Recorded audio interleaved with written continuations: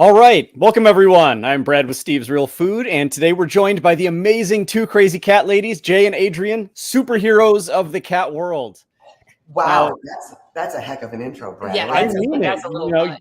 You two have helped so many cats through your line of supplements and your dedication to sharing knowledge and information with cat parents. So before we get started, I just want to say thank you for everything you're doing for pets out there. You two are amazing. Oh, thank you virtual so much. hug. Yeah, We thank love you so much for having us. We're excited to be here and Oh, have a great conversation. This Yes. is one of our Topic favorites. today. Yes, I'm really, really excited to talk about it today. We're going to talk all about cat food.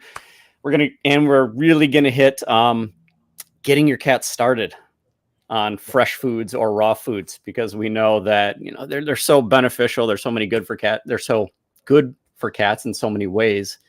Yeah. But just plopping them in front of your cat isn't always the easiest way to.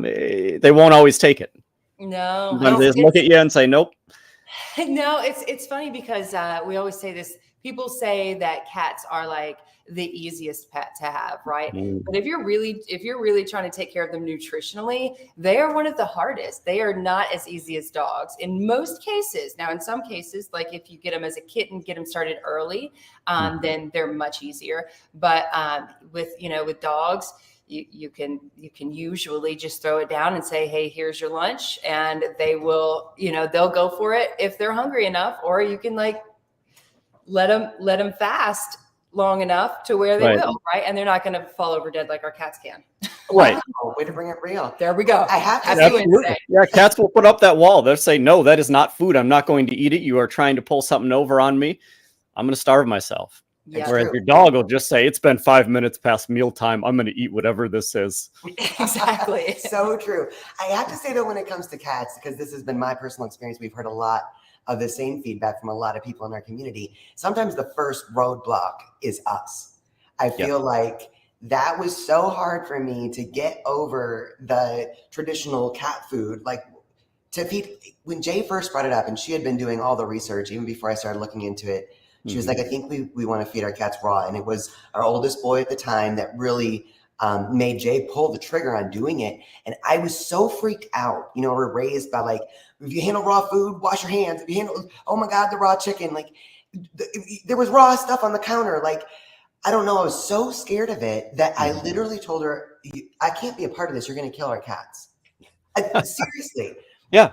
And I feel like a lot of people have that fear. They don't even realize that it's a little bit more of an effort to feed our cats fresh food. So they're not even thinking about the convenience of the all-day kibble trough versus preparing meals. I wasn't thinking about that. I was just scared of it. It's just the fear factor. Yeah. Right. So sometimes that's the first roadblock. And I feel like conversations like this and our experience of just realizing what a difference it makes. You see a whole new cat come out. Issues that you've been dealing with that you didn't even know shouldn't be normal go away. It's amazing when we give a cat's body what they're meant to eat. You get a whole new cat. Yep. I totally agree. So in your experience, what are some of the first things you see when cats start getting that real fresh food, that food that their body needs, that their body has been craving since they became cats, 60 million years ago? Right. As obligate carnivores, right? Yeah.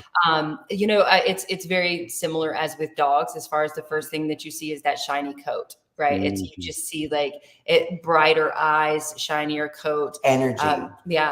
We just spoke with someone yesterday that said she decided that she was going to go ahead and switch her cat to a raw diet. And when she finally got through the whole transition, she said every ailment that the cat was dealing with, the itchy skin, the all kinds of things, all of it disappeared. And her vet was like stunned because very conventional, like old guy. Yeah. And he was like, maybe there is something to this. Like literally everything has gone away. So, I mean, when you just think like she just said, if you give the body what the body needs, the body heals itself. And in so many ways, I mean, and when it comes to food, it's foundational. It's foundational for our cats. I agree. Yeah. Our cats' bodies want to thrive. Yeah. They want to be very healthy. You just have to give them the tools that they need. Yeah. And the conventional foods, overcooked foods, all of that stuff does not supply them with everything they need. We're just No. not there yet in our understanding of food and how it works with the body and what our basic needs are when it comes to essential vitamins and minerals versus actually essential nutrients, things that you really do need. Right. We're just not there yet. Yeah. It's No. so Yeah. true. Yeah. That's one of the first things that we've noticed as well, is that people write into us all the time and say, I take my cat to the vet and they cannot stop commenting on his coat. His coat is just so beautiful and it's so, it's so shiny and soft.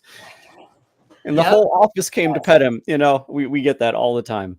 We've Yeah. got a Black Panther that's stalking us. She wants to show off her silky furs. Come on, baby. Come on.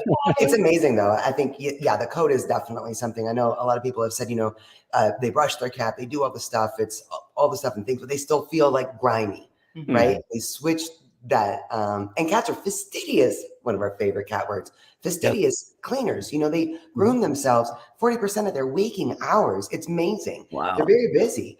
Mhm. But when what they're working with from the inside out, it's incredible when you give the body that nutrition. The coat, definitely, it's their biggest, Yeah. wow. But you'll also, in senior cats, you'll see a difference in joint health as well, which is, and muscle mass oftentimes, because our senior kitties tend to, well, I mean, I guess it's the same with dogs and humans too, but as they start to age, they start to lose some of that muscle mass, but it happens way more quickly with cats that are fed a dry food diet, right? Because they're, and I don't want to say this because I don't want to say this as a judgment, but we're unknowingly nutritionally abusing them, feeding them a lifelong, highly processed kibble diet. And there's so much that goes into those ingredients, as you know, that we can't even read the ingredient list and really understand it as just an average cat parent, right? Like really understand what all the substitutes of the proteins that they're getting as obligate carnivores. They need that meat, right? To that point, we were talking with Dr. Chris Besant not long ago just about how, as cat people, you can just go ahead and expect that if your cat lives to be 12, 13, 14 years old, they will have some sort of kidney disease. And a fascinating fun fact. So you wonder why, when a cat starts having kidney disease, why they just start losing weight so bad. And she was saying that it's basically those amino acids that are in the food, in the meat. When they aren't getting that, they literally start basically cannibalizing their own muscle. So that's why you see such a drastic weight loss for cats that are dealing with those issues. So all to the fact and point that when we can provide cats with a species appropriate diet that's doing all the things on the inside that needs to be done, you see such a magnificent result on the outside. Yeah, I absolutely agree. And I love that you pointed out too, that, many cat owners look at, or many pet owners in general, we look at ingredient labels and we don't necessarily understand A, what's appropriate, B, what on earth is this thing? But something I always like to point out as well is our bodies are natural systems. We are made to use nutrients in their original forms. I always say food should be in cellular form. That's the same thing that animals have been eating for billions of years. Ever since we started eating food, it's been in cellular form. And nowadays we reconstruct it all these different ways, and our bodies just don't understand it quite the same. And we're missing pieces, and there's too much of this and too little of that. And it's just not giving us what we need, and it's not giving our cats what they need.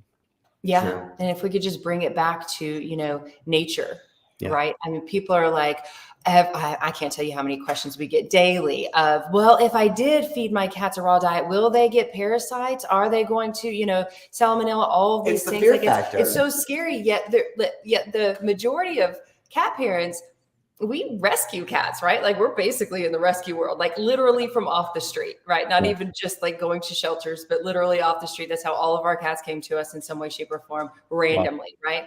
So what were they eating out there, right? They were eating a bird, they were eating a mouse, and they didn't come to you with all of these parasites and all of these scary things, right? And that's scarier, really, just from off the street versus eating, a balanced, species appropriate, pre-made diet like Quest. Something that has the safety checks, and we have all these processes in place to keep the food as gently processed as possible, but to also make sure that it is safe and you're not getting high levels of that bacteria or those parasites. But that's worth pointing out that these healthy animals, they've been thriving on these natural diets. Cats branched off about, 40 million years ago from other mammals. They've been doing this a long time. They've been eating real food for a very, very long time. Yep. So we don't need to have as much of a hand in it as we think we do when it comes to cooking and all of the unnecessary safety stuff. So what do you guys look for when you're picking a food for your cats? What's important to you? Well, for us, it's honestly, it's like these types of conversations, personally, right? Like literally just asking a personal question. For us, we want to know the source, right? So we want to know where, like, we want to know the company. We want to know the stories behind them. We want to feel comfortable asking questions about sourcing. We want to feel like, they get that what we put in our cat's bodies is so important to us. And we love being able to have that kind of conversation. Yeah. So transparency is really one of the number one things that we look at in a company that's preparing food for our cats. And so sourcing, but then obviously once we get it, and this is a good tip, no matter what type of food, even if you're only switching over to a canned food yet or whatnot, is don't buy a ton of it, right? Because we gotta test our cats, because our cats are the ones that are going to tell us, is this something that they, will eat or are interested in? And what we notice with our cats is that sometimes they're really interested in a new food. Almost always, at least a few of them are interested in a new food. But then if you give it to them as their actual meal, they're like, no, that's not what I wanted. I want the regular. And so we have to do, like, with most foods, like they have their favorite protein, they have their favorite whatever, and then we will mix in. So we do like a mixture of foods, and they do also get excited, this one especially, about the mix of foods. But you get on your head, baby girl. Yeah, I mean, steak, tenderloin is delicious, but I don't want it for every meal. I'll get really excited when you serve it the first time. Yes, this is fantastic. Yay, what a treat. But if it's the same thing tomorrow for breakfast and then lunch and then dinner, I'm going to say, can I have something else, please? How about a sweet potato? How about something different? Yeah. Yep, exactly. I like what you said. I saw a post that you guys made just for people that are having a hard time.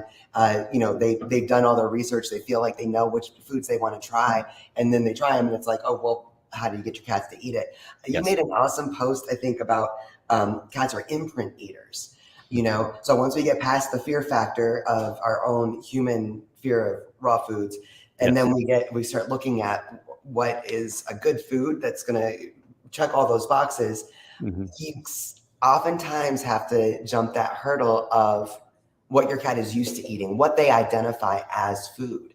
And then you have to do that slow introduction into something new and better. But what we thought was awesome, I think it was a study that was done out of Japan or the UK.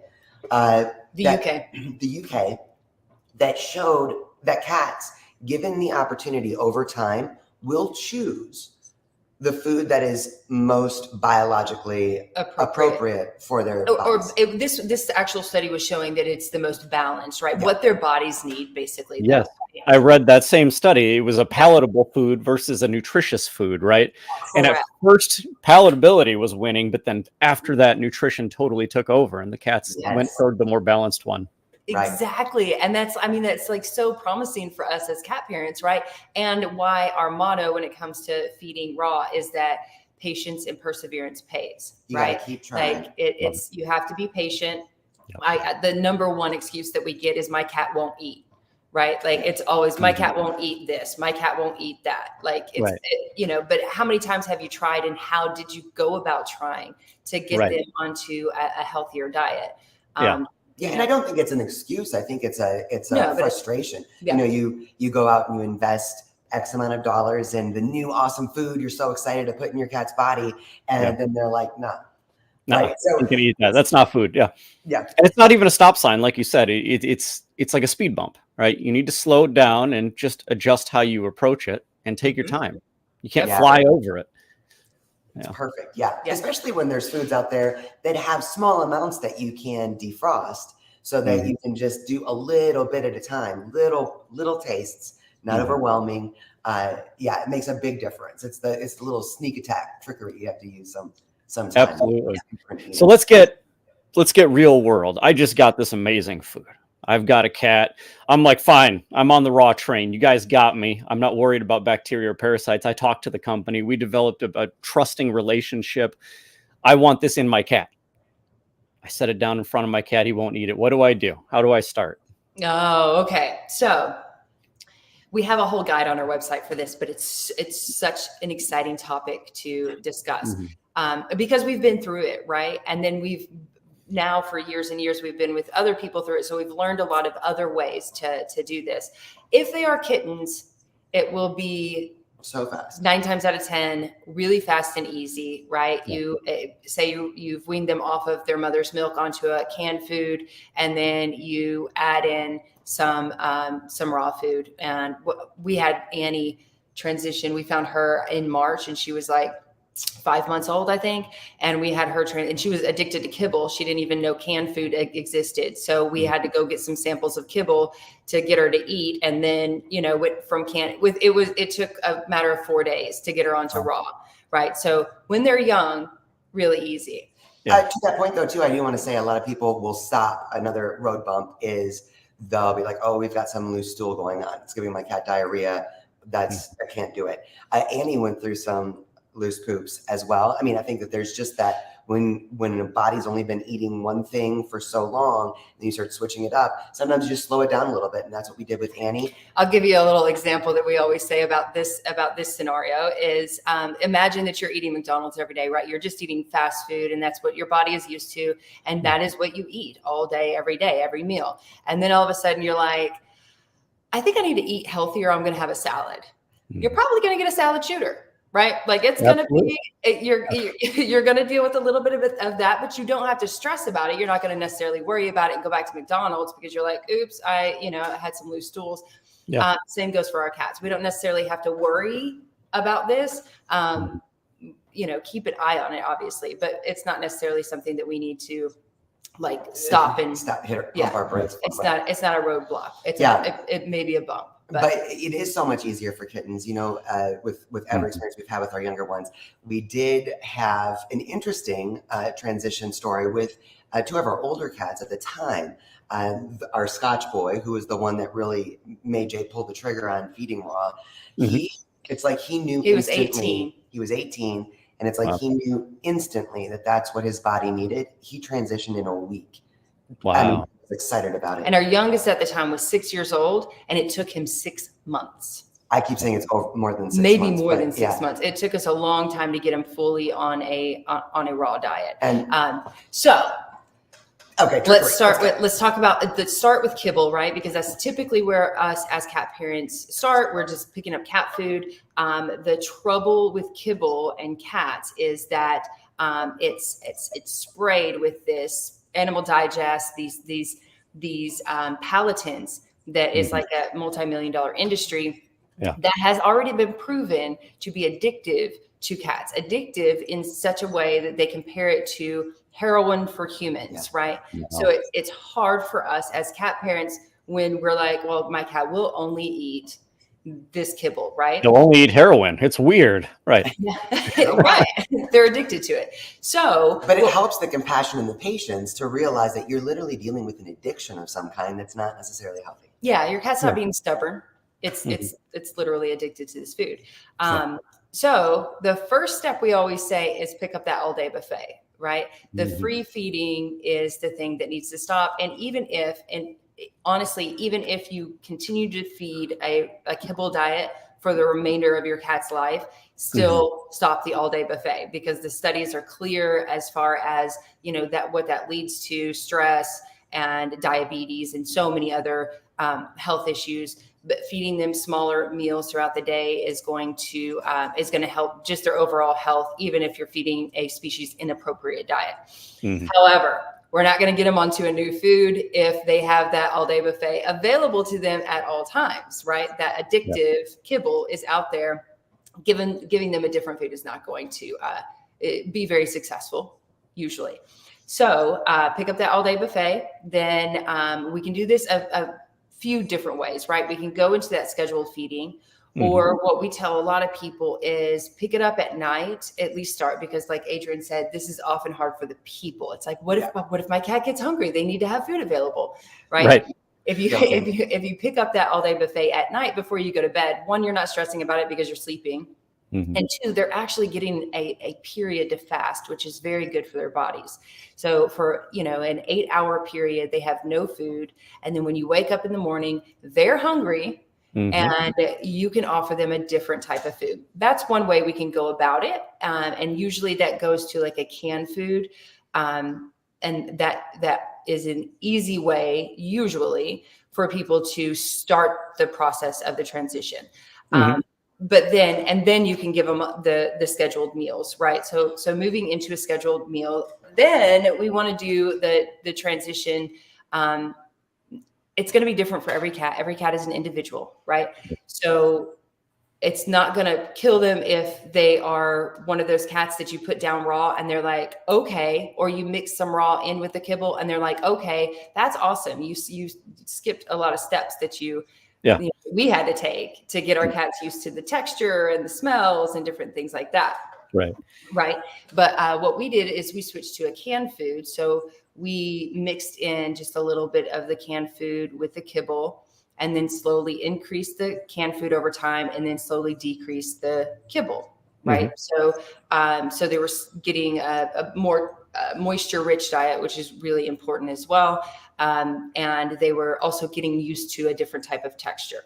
The stuff on that for our Pooh Bear, that mixing in teeny bits did not work initially. So sometimes for cats that are super cray-cray, what you can do is give them their regular meal at a scheduled time, their regular food at a scheduled time, and just put like a teaspoon of the wet food near the food. So they start associating that smell with food. Smell is so huge to cats. So if you start making it a regular part of their eating experience, then you might notice they'll take a lick, and then you can start adding it in. Right. New things are always weird at first. Anytime you come across something new, it's like, oh, that's kind of weird. But once you start to become familiar with it, you become much more open to it. And that's definitely what that does. You set it right there next to they're used to seeing it on their plate. And just like you said, it forms that association. That's a great idea. Yeah, absolutely. Another trickery that we've learned is you can take that kibble and you can crush it up, like put it in a bag and crush it up into a powder and sprinkle it over the wet food or the raw food. So they're still getting the smells and the palatants, right? And those addictive, but they'll be more apt to eat using that trickery, right? Yeah. Oh, that's a great idea. Yeah, and then there's we've got a lot of tips, but we basically can repeat that entire process, and it seems for us, it went faster from wet food to raw than it did from kibble to wet for most of our cats. But I think texture is a big thing for cats that have only ever had kibble. It's just a very weird thing for them. One of the things I love that so many companies are coming out with, including yours, is the freeze-dried food. So you still give, it's something that's super healthy for them. If you want to give them, we call them a couple of crunchy munchies, right? So that they've got something that they can, it's a similar texture, but it's a whole different ball game as far as their body being able to utilize it. Yeah. Right. And I'll tell you I know that it's not, some people are like, no, you should never do that. But what we did, because at the time that we switched our cats to raw, there were very limited options to purchase a raw food, pre-made raw food, balanced raw foods for cats. But we had tried some recipes and they really didn't like the ones that we made ourselves. It could have been a chef's fault. We don't know. Could have been, probably was. But what I did is before spending any extra money, I went at the market. When I was at the market, I just picked up some of the grass-fed beef, and I cut up just a little bit of it, and I put it in their wet food and mixed it in. And I just wanted to see, would they eat something that's just raw meat? Now, this is not balanced, right? That's not a fully balanced diet. There's much more that our cats need, but they were eating a fully balanced wet food. And I just wanted to see what will they take to it if I mix it in? And most of our cats, all except for Pooh Bear, took to it. They were like, okay, I can do that. So then I knew that we could start making those purchases, look into, companies that and at the time it was Rad Cat that had the which they're closed now, but that had a cat food, a raw balanced cat food. So we started there, and then we started mixing it in and doing that same process until they were fully on a raw diet. Now, I have to say, this is very interesting.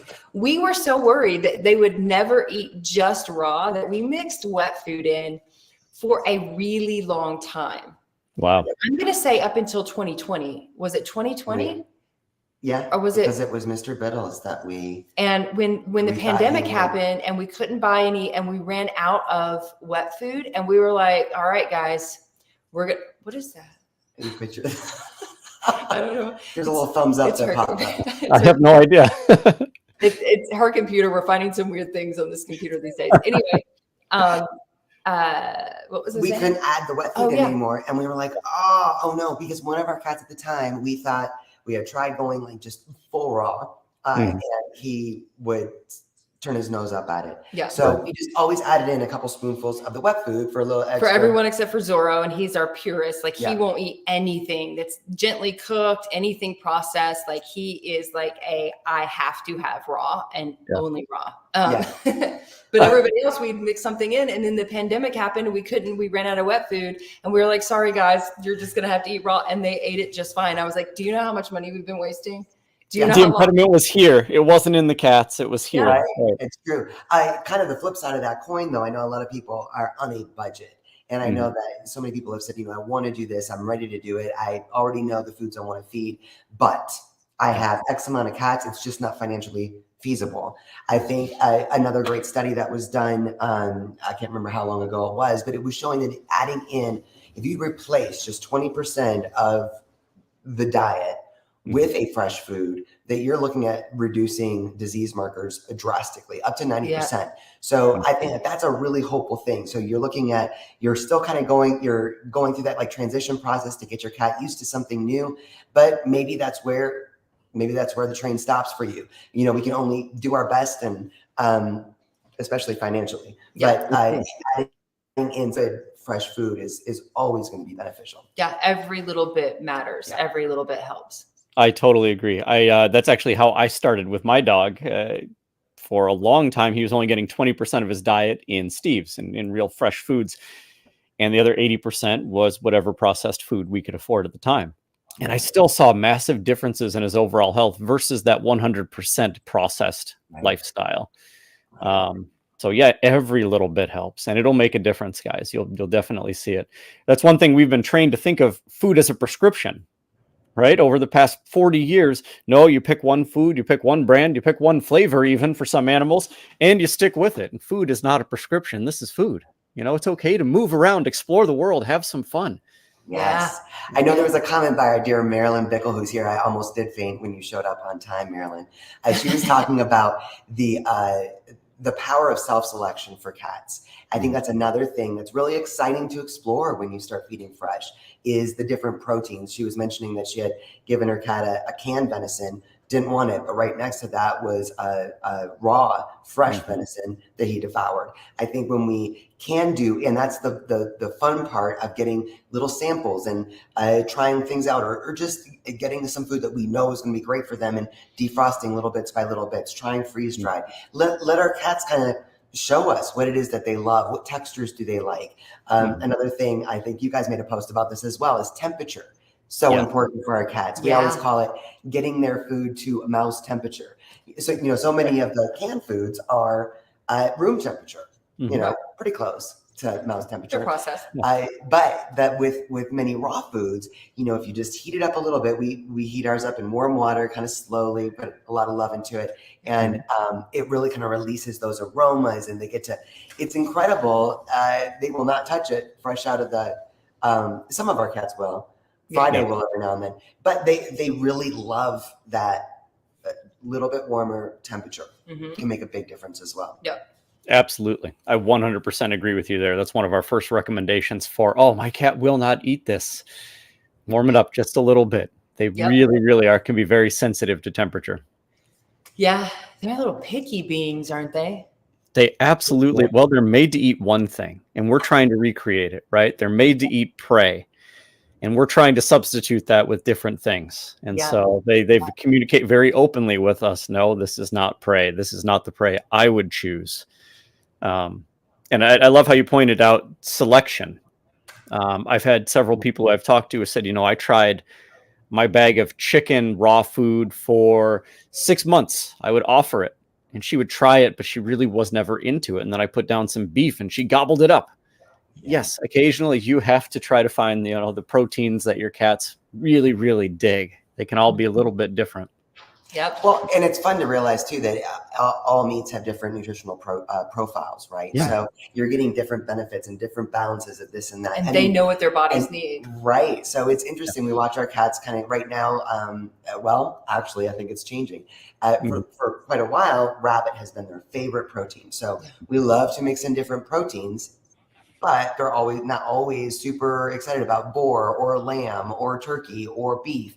So we'll just mix in a bit of that into the rabbit. So they're getting a little bit of that, Yeah. but it changes over time. There for a while, their favorite was venison. Mhm. So it's, And lamb. lamb was They a loved huge lamb. And then all of a sudden they were like, nope, we don't We're want done. lamb anymore. And we're We're like, done. really?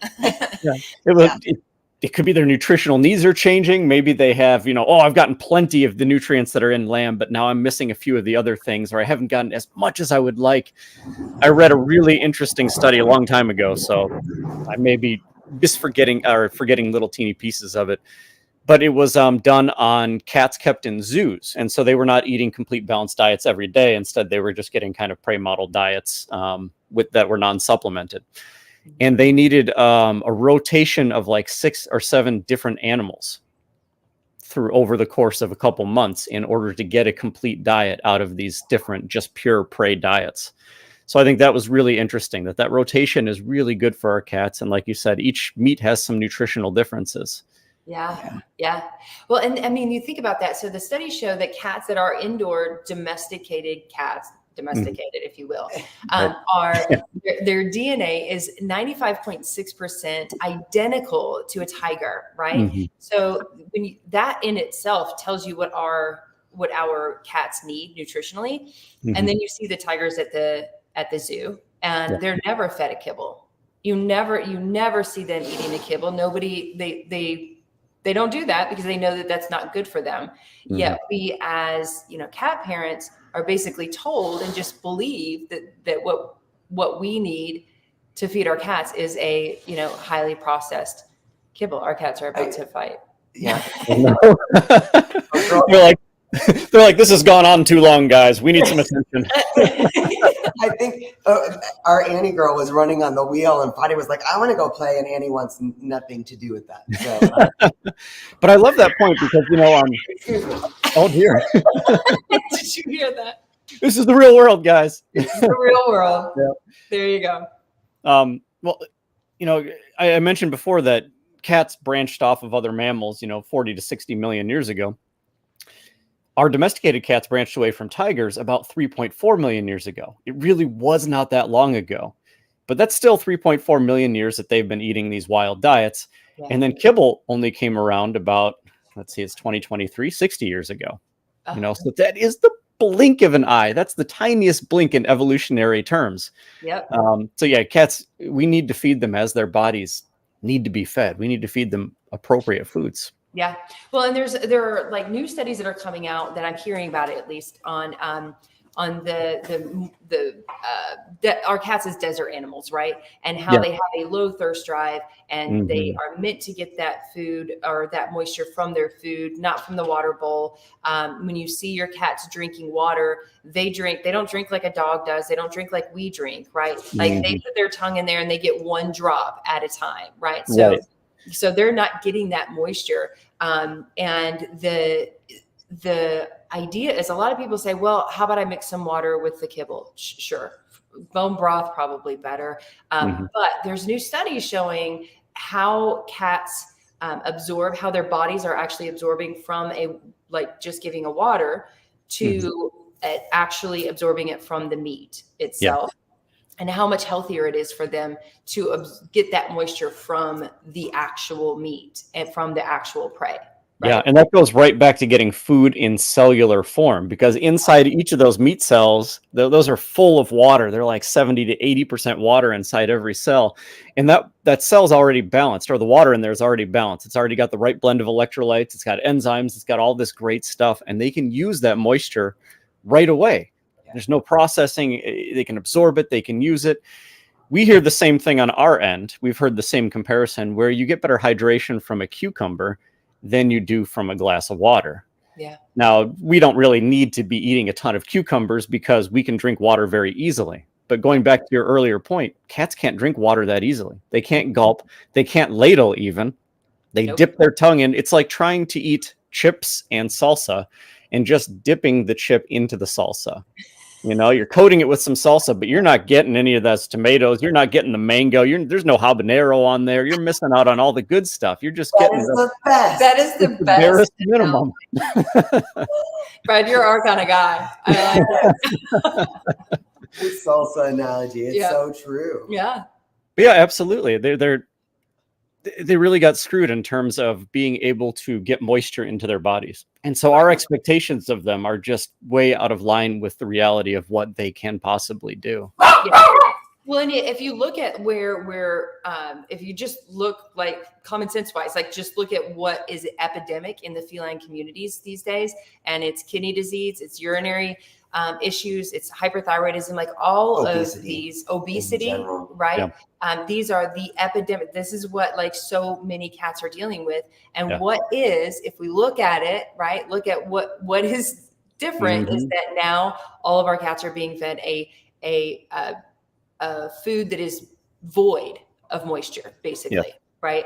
So they're not getting that moisture, which is resulting in all of these other issues, especially kidney and urinary issues. Right. And it's sad that it's such a sneak attack, right? Because you don't see it the first day that you feed a food. It's not like, oh, Right. gosh, this isn't good for them. But you recognize, over time, wow, cats are, a senior geriatric cat is 10 or 12 years old now. And it's like longest living cats in the world that were given some bit of fresh food plus processed food lived to be 30 plus years old. Oldest cat in the world lived to be 38 years old. Right. Cream puff. Yeah. Right. Like we got to open up our minds to what the life expectancy of a cat can be. Right. And, we've all been through it where we recognize that they're never with us long enough anyways. So when we can really look at this as the opportunity to really give them the best, longest, happiest, healthiest life possible, this is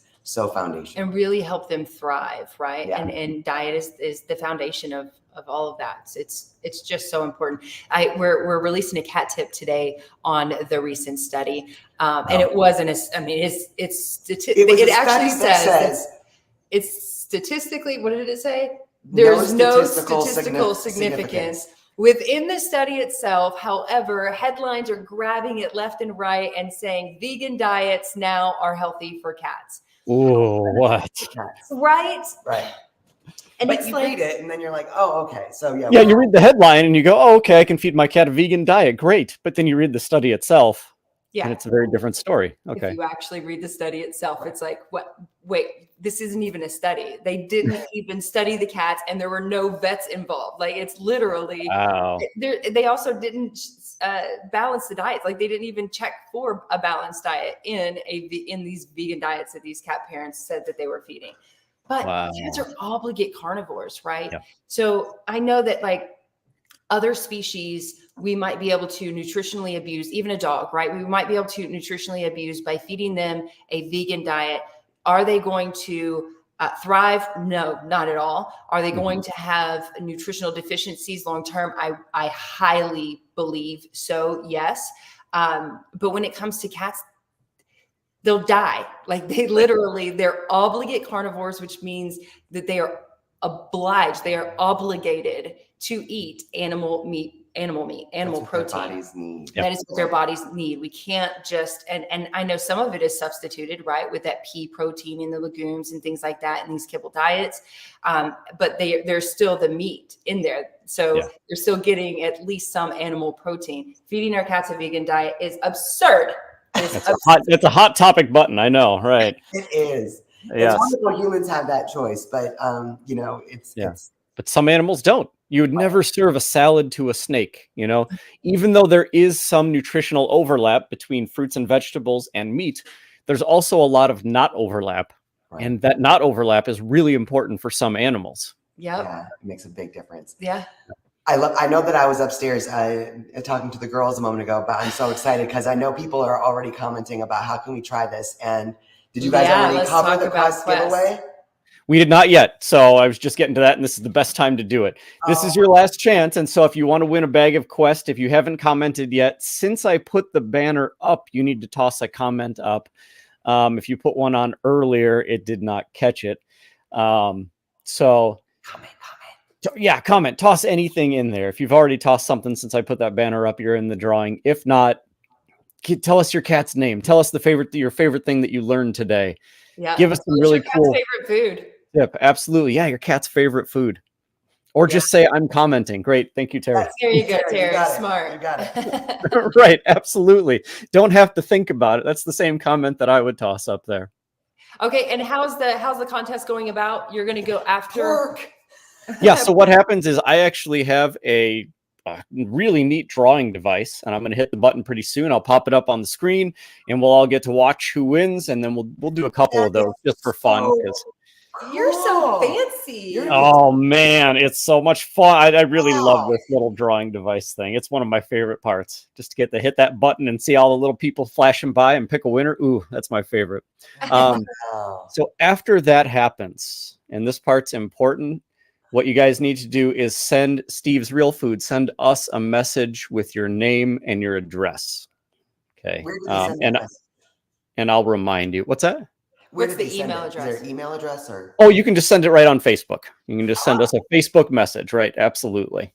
Easy peasy. So keep it super duper easy. Yeah. Wow. DM style. Yeah. Yes. Yep. Totally. Just slide into those DMs. Yep. Okay. And it looks like I have stopped seeing new names roll in, so I'm going to go ahead and hit the button first because it's no fun just looking at the button. Oh my There gosh. Isn't that fancy? That is so cool. Marika. All right. Congratulations. Yay, Riza! Congratulations. I love that picture of the dog, by the way. That looks just like my Zola. She passed probably a decade ago, but she was my first dog. And that picture looks a lot like her in her old age. Oh, Riza, congratulations. So in case you didn't hear before, just send us a Facebook message with your name and your address, and we'll start the conversation about getting that right out to you. Oh, that's her Jet. Had him for 16 years. Oh, what a cutie. Oh, boy. He looks great too. Yeah, I love that snout.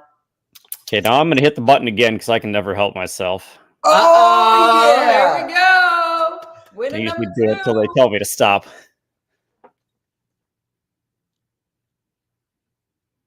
All right, Carolyn, congratulations. Yay, Carolyn. Yay, Carolyn. This is so cool. Awesome. You're going to have to give me your We got to learn this. Yeah, we got to figure out how to do this. Oh, I can hook you guys up. Yeah, absolutely. This is a tool for everyone. Carolyn, send us a message. Steve's Real Food. Shoot over your name and your address to us. Let's do one more. Nobody's Oh my told me to God, stop yet. I know I love pushing this button. It's a ton of fun. Let's do one more and then I have to stop. I'll get yelled at after that. Yay! I didn't know there were going to be 3 giveaways. This is so. Nobody did. Windy! Windy, congratulations. Real Food almost won. I know, that'd be embarrassing. Well, the button doesn't work after that. Sorry. I guess we're going away with our own quest. Yep. Windy, Yay, congratulations. Congratulations. Wahoo! Yes. Super Yay. cool. So you guys all get some Quest to test out. We'll have a conversation about flavors. We'll see what we have available at the office right now. But I'm excited to get that out to you guys, and I would love to hear what your cats think about it. Oh, I can't wait. I can't wait. And I'm going down to I love that you guys too, as a company, really support shopping local. And so many of you may want to do what I'm going to do this weekend and go to our local healthy pet boutique and ask if we can get some Steves in there. So, hey. Friday. Well, I really appreciate that because I came out of retail, pet retail. I ran pet stores for like 10 years. And so, yeah, those mom and pop pet stores in your town, that's where it's at. There's knowledge there. There's a lot of information. You can make great connections there. You can go to them for advice. They're really partners in helping out with your pets. That's what we love such an about incredible tool. Yeah, that's what we love about it. Yeah. And that's always what we call it. Community resource. Yeah. And they're a little troublemaker. Oh yeah, that's the one starting all the fights. She's on full tilt. She's on a bender today. She's just excited. That's hilarious. All right. Well, I want to thank you guys so much for joining us today. This is such a pleasure. Thank you so much for everything you do. I think it's just such an incredible thing to have more options and really incredible resources. You guys provide so much information, especially I love specifically for cats too, that you never leave them out. So thank you so much. It's so important to us cat parents. Yes. I totally agree that it is kind of a dog dominated world out there. And so I love how much there is for cats these days. Yeah. It wasn't the same 20 years ago, and it is growing. Yep, absolutely. There are a lot of cats in this country. A lot of people have cats, and I love that they're getting their day. It's so cool. And I am indebted to you guys for everything you're doing. Really sharing information and education. That is the first step in just raising the bar in the quality of life for these animals. Maybe making it so a 12-year-old cat's no longer considered a senior cat. I mean, that's the equivalent of a 39-year-old human being called a senior, a geriatric. You'd be like, what? Humans can live to 122, yet most of us are dying before we hit 50? There's a problem here, and they're all nutrition-based diseases? This is something we got to think about. Right. Yes. Yeah. So thank you guys so much for joining us. And again, thank you for everything that you're doing out there. Thank you so much. Thank you so much. Such a pleasure to be here. And thank you for everybody that joined us today. Oh, look, you got little hearts. How about that? Does that just happen when I can't make them, can I? No, I don't get the heart. It's something on my Mac that now if you make certain hands gestures, it'll actually boom. That is super cool. After this, I'm giving you the giveaway tool, and you can give me the secrets of the gestures. I don't have the Mac. I probably don't get it. We'll chat offline. Yeah, sounds good. All right. Well, thank you so much, everyone who joined us today. I hope you'll join us next time. Oh, I should mention, if you go to the very top of the comments, we are doing a webinar all about cats later this month. So if you're interested in learning more and, getting in on that, the link to sign up is right near the beginning of the comments, way at the top. Let me see if I still have it copied. There it is. Okay. Yay. And now it's going to be way at the bottom as well. So if you guys would like to join us for a webinar about cats, we'd love to have you. I would. We're going to click it. Click it. We'll see you there. Awesome. Well, thanks, everyone. And we'll see you next time. Thank you. Love you guys.